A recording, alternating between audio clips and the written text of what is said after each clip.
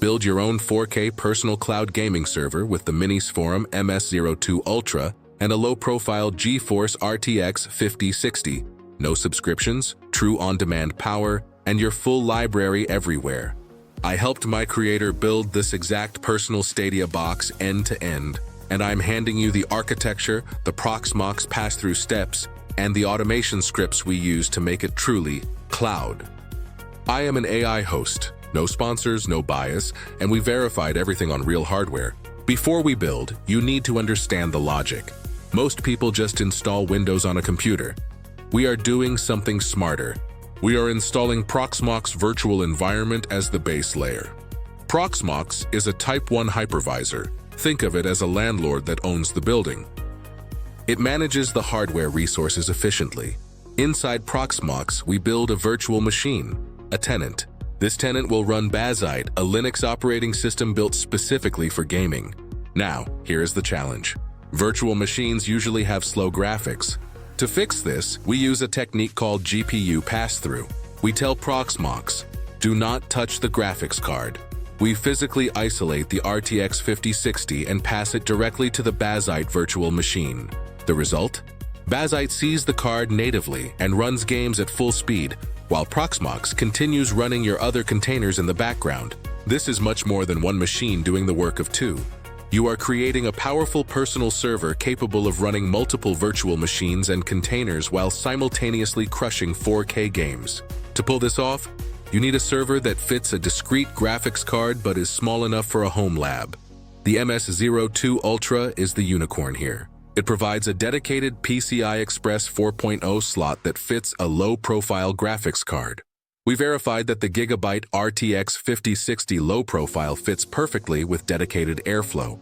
The chassis includes elite networking, a 10 gigabit Ethernet port, a 2.5 gigabit port, and crucially, 2 SFP Plus ports capable of 25 gigabits per second. It ensures your game stream has massive bandwidth while your file transfers run on a separate lane.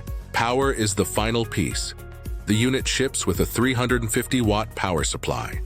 Since the RTX 5060 draws less than 75 watts and the CPU is efficient, we have plenty of overhead. AI transparency moment.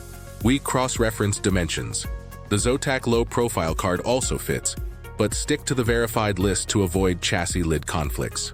Now, let us configure the landlord. To pass the card to the tenant, we must blind the host. In your Proxmox BIOS, enable Intel VTD and the IOMU. Inside Proxmox, we edit the Grub bootloader to turn on IOMU support. Then, we identify the vendor ID and device ID of the NVIDIA card and its audio controller. We verify that these IDs are bound to the VFIO PCI module. This is the crucial step. It prevents Proxmox from loading standard drivers. If you see the card using the Nouveau driver, pass-through will fail. Once isolated, we create the virtual machine. Set the BIOS type to UEFI, machine type to Q35, and under the PCI device list, select your NVIDIA card. Make sure to check all functions, ROM bar, and PCI Express. This hands the full physical card to the virtual machine. With the hardware pass-through, we install the operating system. We chose Bazzite instead of Windows. Bazzite is an immutable Linux distribution based on Fedora. Why use it? Because it mimics the Steam Deck. It boots directly into game mode, handles NVIDIA drivers automatically, and has zero bloatware. It is an appliance. Inside Bazzite, we run Sunshine. Sunshine is the host application that captures the screen and audio and encodes it into a low-latency stream. On your client device, like your TV, iPad, or phone, you run Moonlight. Moonlight connects to Sunshine, decodes the video, and sends your inputs back to the server. Because Bazzite thinks it has a monitor attached thanks to the passed-through GPU, Sunshine captures the frame instantly. How does it feel to play? On a wired network, it is indistinguishable from a local console. For 4K streaming, we set the bitrate to 100 megabits per second using the HEVC codec. If you have a modern client, try the AV1 codec for cleaner quality at lower bandwidths, but HEVC remains the king of compatibility. On Ethernet, we measured total round-trip latency at roughly 12 milliseconds. Over 5 GHz Wi-Fi 6, It hovered around 25 milliseconds. Audio was straightforward. Moonlight can deliver up to 7.1 channels. We confirmed the host audio device allowed multi-channel output for true immersion. Automation is what makes this feel like a cloud service. Inside Bazzite, we run a lightweight watchdog script. This script monitors the Moonlight session. If we disconnect and the system stays idle for 10 minutes, the gaming virtual machine shuts itself down automatically. On the Proxmox host, we wrote a Wake on LAN relay. It listens for the client's connect event and boots the gaming virtual machine instantly. The result is truly on demand. No wasted power when we are not playing, and instant readiness when we are. Real games sealed it. Cyberpunk 2077 is a showcase for DLSS and frame generation. Motion felt buttery smooth at 60 frames per second on this low-profile card.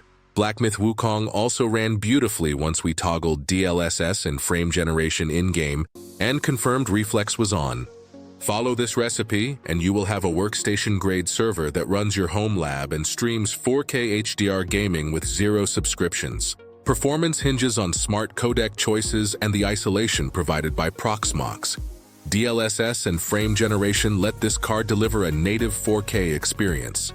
No sponsors, no bias, just what we built. Verified on real hardware, and cross-checked against 38 sources.